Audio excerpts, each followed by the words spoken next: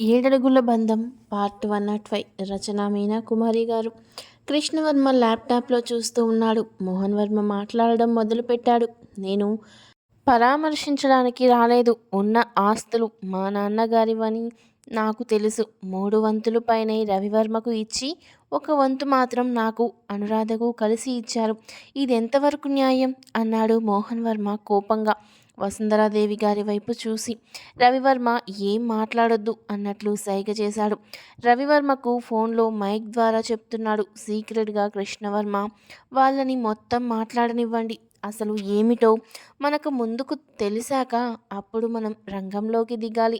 Silent please అని చిన్నగా చెప్పాడు. అందుకే రవివర్మ తల్లికి, భార్యకు, అందరికీ సైగ చేశాడు. మీరు చేసిన మోసానికి భగవంతుడు మాకు ఒక దారి చూపించాడు. ఇదిగో ఈ పాప రవివర్మకు, చరిష్మాకు పుట్టిన కూతురు.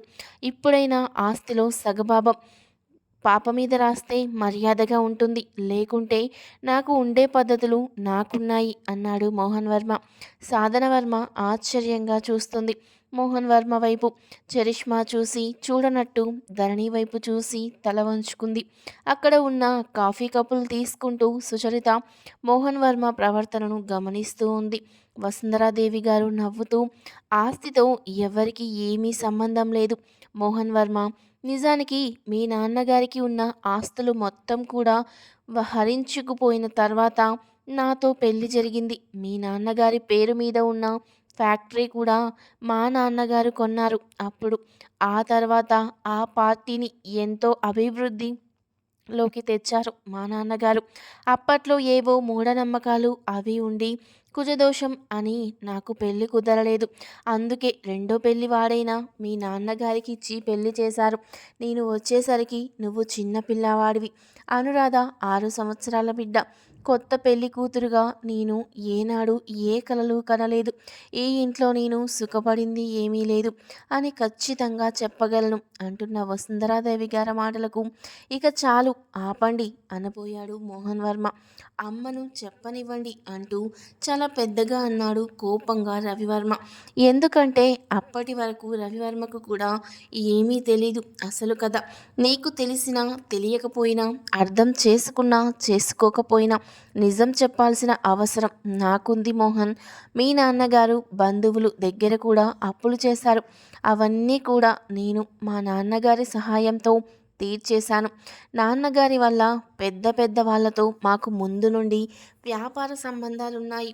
అందువల్ల వ్యాపారాన్ని అంచెలంచెలుగా పెంచడానికి నేను ఎక్కువ కష్టపడ్డాను. పసివాడివిగా నువ్వు ఏడుస్తుంటే ఎత్తుకొని లాలించేదాన్ని. అక్కకు మంచి చెడ్డ చెప్పి పెంచుతూ ఉండేదాన్ని. మధ్య మధ్యలో నీ మేనమామ వస్తూ నీకు లేనిపోని మాటలు నేర్పేవాడు. అందువల్ల ఎంత త్యాగం చేసినా నేను మీకు తల్లి కాలేకపోయాను. మిమ్మల్ని పెంచుతూ 4 సంవత్సరాలు నాకు బిడ్డ పుట్టకుండా జాగ్రత్త పడ్డాను. అప్పటికి అప్పుల మొత్తం తీర్చేసి వ్యాపారాన్ని రెండింతలు చేశాను. నమ్మకమైన ఇంటి పని మనిషి సంపూర్ణ మిమ్మల్ని జాగ్రత్తగా చూసుకునేది. వ్యాపారం అభివృద్ధి చేయడంలో పెద్ద పెద్ద వ్యాపార సంస్థల సహాయం ఉంది. ఆ తర్వాత రవివర్మ కడుపున పడ్డాడు. సెలవులకు అని మీ మేనమామ మీ ఇద్దరిని వాళ్ళ ఇంటికి తీసుకెళ్ళి అడ్డమైన మాటలు నేర్పించారు. వచ్చిన తర్వాత నువ్వు చాలా వింతగా ప్రవర్తించేవాడివి. నిండుగా ఉన్నా నన్ను పడేయాలని మెట్ల మీద నూనె కూడా పోసావు. చెడు సలహాల వల్ల అదృష్టం సంపూర్ణ వల్ల చూశాను. నిన్ను ఎంతగా ప్రేమించి చూస్తున్నా కూడా నువ్వు అంతకంతకు నాకు దూరం అయిపోయావు. నేను నిండు గర్భిణీగా ఉన్నప్పుడే మీ నాన్నగారికి జబ్బు చేసింది. మంచంలోనే ఉన్నారు. ఆయనకు సేవ చేశాను. రవివర్మ 2వ సంవత్సరం అప్పుడు మరణించాడు. ఆ తర్వాత నేను మీ మేనమామ వల్ల, మీ అమ్మ తరపు బంధువుల వల్ల చాలా ఇబ్బందులు పడ్డాను. ఎప్పటికప్పుడు వ్యాపారాలను పెంచుకుంటూ, నన్ను నేను రక్షించుకుంటూ, నీ ప్రవర్తనలో తేడాలు చూసుకుంటూ, పిల్లల్ని జాగ్రత్తగా క్రమశిక్షణగా పెంచుతూ, నిరంతరం కష్టపడుతూనే ఉన్నాను. అవన్నీ వింటున్న రవివర్మ కళ్ళల్లో నీళ్లు తిరిగాయి. సాధనవర్మ బాధగా చూసింది. చరిష్మా ఒక ఆడది అయ్యుండి ఇంత త్యాగం ఎలా చేయగలిగారు అన్నట్లు ఆశ్చర్యంగా చూస్తుంది. ధరణి గర్వంగా మా అత్తగారు అంతటి మనిషి అని నేనెప్పుడో ఊహించాను అన్నట్లు కళ్ళనీళ్లతో చూస్తూ ఉంది. హాల్లో మొత్తం కెమెరాలు ప్రతి విషయాన్ని రికార్డ్ చేయడం, అన్ని విషయాల పట్ల సుచరిత జాగ్రత్త తీసుకుంది. ఇన్ని పనుల మధ్య నా బిడ్డను నేను గుండెలకు హత్తుకొని ప్రేమగా పెంచుకోలేకపోయాను. చిన్నతనంలో వాడికి కూడా లేనిపోని మాటలు నూరిపోసావు. రవివర్మని కూడా నాకు కొన్నాళ్ళు దూరం చేశావు. అనురాధ తన దారి తనదే గాని విడిగా ఏ విషయాల పట్ల ఆసక్తి లేని మనస్తత్వం. తప్పటడుగు వేయబోయిన అనురాధను జాగ్రత్తగా కాపాడి మంచి వ్యక్తి డాక్టర్ రాధాకృష్ణ గారికి ఇచ్చి పెళ్లి చేశాను.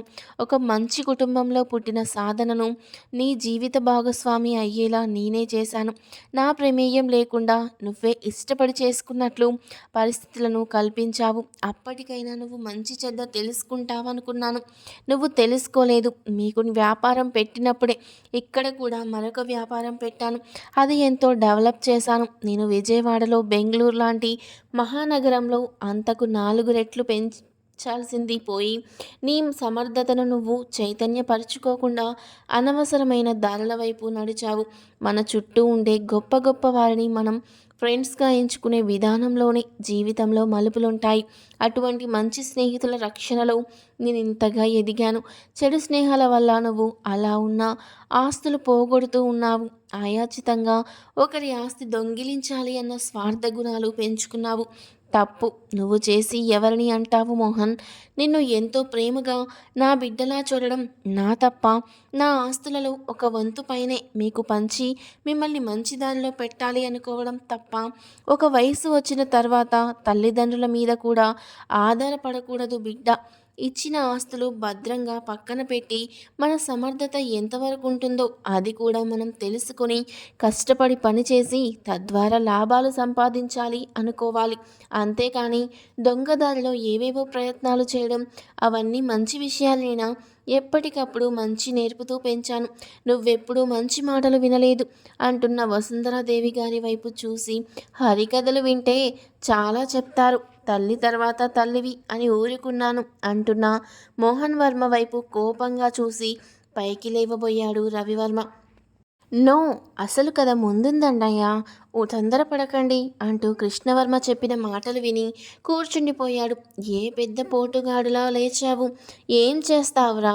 నీ బిడ్డ అని నువ్వు ఒప్పుకోలేదు. కానీ మొన్న చరిష్మా చేసిన పని ఎవరి ద్వారా చేసింది అనుకుంటున్నావు? నా ద్వారానే చేసింది పిచ్చివాడ.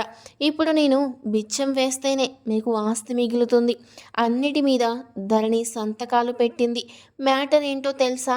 రవివర్మకు చరిష్మాకు పెళ్ళికి ముందే సంబంధం ఉంది. బిడ్డ కూడా ఉంది. గొప్ప వంశంలో పుట్టిన నాకు అతనితో సంబంధం లేదు. అతని తప్పులు భరించాల్సిన అవసరం నాకు లేదు. నాకు నేనుగా ఈ ఇంటి నుండి తప్పుకుంటాను. ఒకవేళ తల్లి అయినా కూడా పుట్టే బిడ్డకు ఈ ఇంటికి అసలు సంబంధమే ఉండదు అని ఇంకా చాలా చాలా వ్యవహారాలను చక్కబెట్టేలాగా రాయించి వాటి మీద నీ భార్యతో సంతకాలు పెట్టించాను అంటూ వెటకారంగా నవ్వాడు మోహన్ వర్మ. ఇక చరిష్మా భయంగా చూస్తూ ఉంది. ధరణి చాలా కోపంగా చూస్తూ ఉంది. జరుగుతున్న విషయాన్ని చూస్తున్న సాధన భర్త వైపు చాలా సందేహంగా ఆశ్చర్యంగా చూస్తూ ఉంది. పాపాయి భయంగా చూస్తూ ఉంది. సుచరిత పాపను అక్కడ నుండి పక్కకు తీసుకెళ్ళి ఆడుకునే వీడియో గేమ్స్ పెట్టింది. సాధన వర్మ చెప్పడంతో వారి కథ పూర్తయింది. అన్నయ్య, మోహన్ వర్మ గారికి అది తప్పితే ఇంకో ధైర్యం లేదు కాబట్టి ఇక మనం ప్రొసీడ్ అవ్వచ్చు. అన్ని విధాలా సిద్ధం చేస్తున్నాను. భయపడకండి, రెడీ అనగానే అసలు కథ మొదలు పెట్టండి అని చెప్పాడు కృష్ణవర్మ. కృష్ణవర్మ తన అనుచరులకు దొడ్డివైపు నుండి వచ్చి ఎవరికీ కనపడకుండా గుట్టుగా ఉండిపోయారు. ఒప్పుకోకపోతే ఏం చేస్తావు అన్నాడు రవివర్మ. ఒప్పుకోకపోతే చస్తావు. ఊరికే ఎలా వస్తాము? పిచ్చివాడినా ఏమిటి అంటున్న మోహన్ వర్మ మాటలు విన్నా కృష్ణవర్మ ఇంకా రెచ్చగొట్టన్నా అన్నాడు. మీ మనుషులు వస్తే మమ్మల్ని ఏం చేస్తారు అన్నాడు రవివర్మ. ఇదంతా ఎందుకు గొడవలు? మీరు తెచ్చిన కాగితాలు చూపించండి అన్నారు వసుంధరాదేవి గారు. మోహన్ వర్మ తన దగ్గరున్న కాగితాలు బయటకు తీస్తూ ఉన్నాడు. ఆశ్చర్యంగా చూస్తూ ఉంది సాధనా వర్మ. కృష్ణవర్మ మాట్లాడుతూ ఉన్నాడు. అన్నా, మీరు తొందరపడవద్దు, కోపం తెచ్చుకోవద్దు. ప్రతి విషయం అనుకూలంగా ఉంది కాబట్టి మొత్తం మాట్లాడనివ్వండి. బెదిరించినా భయపడాల్సిన అవసరం కూడా లేదు. మన వాళ్ళు రెడీగా ఉన్నారు అని రవివర్మకు చెప్పాడు కృష్ణవర్మ. సాధన, చరిష్మ అలాగే చూస్తూ ఉన్నారు. ధరణి ఏమాత్రం తడబాటు లేకుండా ప్రశాంతంగా చూస్తూ ఉంది. వసుంధరాదేవి గారికి మనసులో చాలా బాధగా ఉంది. మనం బిడ్డగా అనుకొని పెంచినా పెరిగిన వాళ్ళు తల్లిగా అనుకోవాలి కదూ అని ఆమెకు చాలా బాధగా ఉంది. చిన్ననాటి నుండి వారిని క్రమశిక్షణతో పెంచి వారికి ఎప్పుడు ఏది కావాలో చూసే ఎంతో బాధ్యత వహించేది వసుంధరాదేవి గారు. ఏ చిన్న విషయంలోనూ అనురాధ, మోహన్ వర్మ విషయంలో వారి అమ్మమ్మ వాళ్ళు రూపాయి ఖర్చు పెట్టింది లేదు. వారంతా స్తోమత కలిగిన వాళ్ళు కాదు. తను చేసిన ప్రతి మంచి పని కూడా వ్యతిరేకమైన భావాలతోనే అర్థం చేసుకున్నాడు మోహన్ వర్మ. అది తన దురదృష్టం. రవివర్మను చస్తావని మోహన్ వర్మ అనడం చాలా బాధగా అనిపించింది వసుంధరాదేవి గారికి. తను తలుచుకుంటే ఒక్క నిమిషంలో అందరినీ జైలుకు పంపించి జీవితకాలం ఉంచగలదు. కానీ తన వారిని బిడ్డలుగా ప్రేమించింది. ఏ స్వార్థం లేకుండా ప్రేమను పంచినా కూడా అర్థం చేసుకునేవారు లేనప్పుడు వ్యర్థమే అవుతుంది అని బాధగా ఆలోచిస్తూ చూస్తున్నారు వసుంధరాదేవి గారు. ఇదిగో మిస్టర్ రవివర్మ, నీ భార్య తన స్వహస్తాలతో పెట్టిన సంతకాలు. ఈ పాప నీ బిడ్డగా నువ్వు ఒప్పుకోకపోయినా ఆమె మనస్ఫూర్తిగా ఒప్పుకొని ఆస్తిలో సగం పాపకు చెందేలా రాసి ఉన్న కాగితాలపై నీ భార్య పెట్టిన సంతకాలు వేలిముద్రలు కూడా వేయించాను.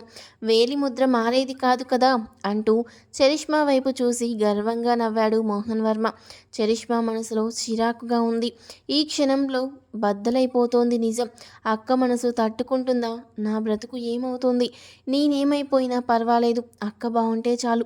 ఎంతో ప్రేమతో తనకు ఆశ్రయం ఇచ్చి కష్టాలు కొని తెచ్చుకున్న అక్క వైపు చూసి నన్ను క్షమించక్క అని ఆమె కళ్ళల్లో నీళ్లు బయటకి కూడా రాకుండా మానసికంగా మదనపడుతూ ఉన్నది చరిష్మా. సాధనవర్మ ఆశ్చర్యంగా చూస్తూ ఉంది. ధరణి, మీరు పెద్ద లాయర్ కదా, చూడండి సంతకాలు, మీ వేలిముద్రలు, మీరు తప్పించుకోలేని విధానాలు అంటూ వెటకారంగా నవ్వుతూ పేపర్లు ఇచ్చాడు మోహన్ వర్మ ధరణికి. రవివర్మ వైపు చూసింది ధరణి. బావగారికి నమస్కారం అన్నది ధరణి. పెద్దవారికి చిన్నవారు నమస్కారం ఇవ్వడం సంస్కారం అన్నది ధరణి. తర్వాత ఏం జరిగింది నెక్స్ట్ పార్ట్లో తెలుసుకుందాం.